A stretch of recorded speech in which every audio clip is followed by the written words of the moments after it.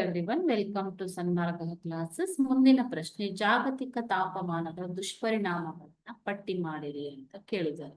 Okay,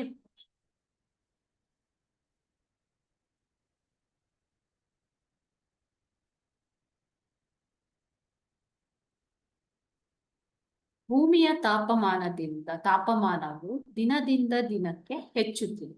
ಇತ್ತೀಚಿನ ದಿನಗಳಲ್ಲಿ ಹಲವು ವರ್ಷಗಳಿಂದ ವಾಯುಮಂಡಲದ ತಾಪಮಾನವು ಕೂಡ ಹೆಚ್ಚಾಗಿದೆ. ಸೊ ಇದನ್ನೇ ನಾವು ಜಾಗತಿಕ ತಾಪಮಾನ ಜಾಗತಿಕ ತಾಪಮಾನ ಏರಿಕೆ ಅಂತ ಕರಿತೀವಿ ಮಕ್ಕಳೇ. ಓಕೆನಾ?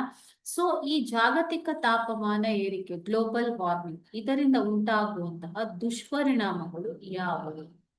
ವಾಯುಮಂಡಲದ ವಲಯಗಳು ಬದಲಾಗುವಂಥದ್ದು. ಮಿಸೋಸ್ಫಿಯರ್, ಸ್ಟ್ರಾಟೋಸ್ಫಿಯರ್ ಕೇಳಿರ್ತೀರ ನೀವು. ವಾಯುಮಂಡಲದ ವಲಯಗಳು, ಇವುಗಳ ಬದಲಾವಣೆ ಉಂಟಾಗುತ್ತವೆ.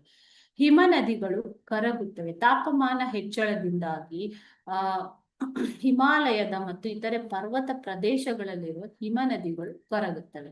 ಇದರಿಂದ ಪ್ರವಾಹ ಉಂಟಾಗಬಹುದು. ಸಮುದ್ರದ ನೀರಿನ ಮಟ್ಟ ಹೆಚ್ಚುತ್ತಿದೆ. ಪರಿಸರದ ಅಸಮತೋಲನಕ್ಕೂ ಕೂಡ ಈ ಒಂದು ಗ್ಲೋಬಲ್ ವಾರ್ಮಿಂಗ್ ಅಥವಾ ಜಾಗತಿಕ ತಾಪಮಾನ ಹೆಚ್ಚಳವು ಕಾರಣವಾಗಿದೆ.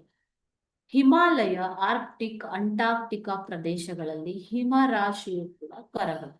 ಓಕೆ, ಸೊ ಇವು ಜಾಗತಿಕ ತಾಪಮಾನ ಹೆಚ್ಚಳದಿಂದ ಉಂಟಾಗುವಂತಹ ದುಷ್ಪರಿಣಾಮ. Okay, thank you.